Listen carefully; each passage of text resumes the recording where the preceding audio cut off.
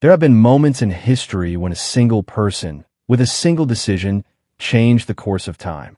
But there are also events where one individual, in the span of a single night, turned the entire world system upside down. This is the story of an event that took place in 1556. This is the story of Bartolomé de Medina. Bartolomé de Medina, O.P. 1527 to 1580, was a Spanish theologian born in Medina de Rioseco, Spain. A member of the Dominican order and a student of Francisco de Vitoria, Medina served as a professor of theology at the University of Salamanca and was a member of the School of Salamanca.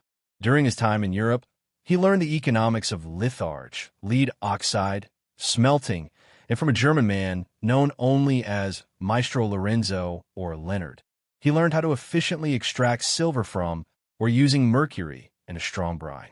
Around the age of 50, Medina moved to New Spain, leaving behind his wife, Leonor de Morales, and their 5 children. For this process of extracting silver from ore, today known as the patio process or silver or amalgamation, Viceroy Don Luis de Velasco granted Medina a 6-year patent. This patent covered the key ingredients: magistral, salt, and mercury. Then, on July 10, 1556, Velasco issued a joint patent to Medina and Gaspar Lohmann to mechanize the process using Lohnmann's ingenio. Chemist Bartolomé de Medina, together with his partner Gaspar Lohmann, purchased a silver mine in the Andes Mountains. This mine was no different from the others.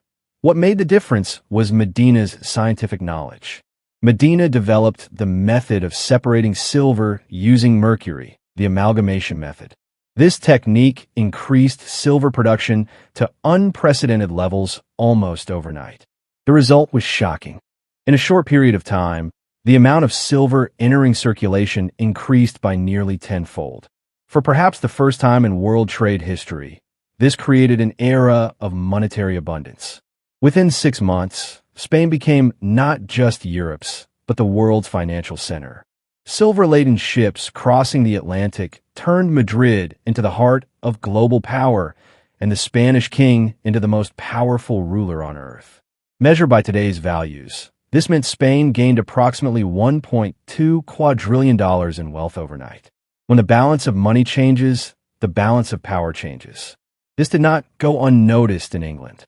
Queen Elizabeth I secretly assigned Francis Drake, officially sanctioned by the state as a pirate, a covert mission. The target was clear: Spanish treasure ships filled with silver, Nuestra Señora de Atacha, and similar convoys. Drake set sail with just one main ship and a few small escorts.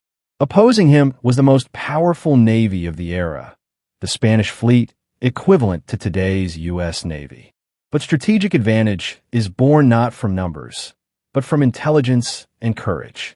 Drake destroyed the protective ships and captured the main silver ship. With the silver from this single ship, England paid off all state debts and eliminated a 5-year budget crisis. The Queen kept her word. Francis Drake was knighted and granted land and title. For the Spanish king, this was not only an economic blow, it was a psychological one, and the response was not delayed. In 1588, Spain sent a massive fleet toward England, the one history would remember as the Invincible Armada. But history sometimes enforces nature's will, not human plans. A terrible storm in the Atlantic destroyed hundreds of Spanish ships. Out of nearly 500 vessels, only 30 to 40 managed to return safely. The rest were either swallowed by the sea or by English cannons.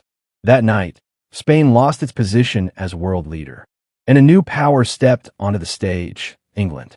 This story shows us one fundamental truth. When scientific discovery, capital, and courage come together, a single mind, a single technology can shake the entire world. History is written not by ideology, but by economic reality. And in the age of capitalism, those who make the difference are those who take risks, those who research, and those who think big. Set your target high. Shape yourself to match that target. Because history shows us this: the world remembers the brave,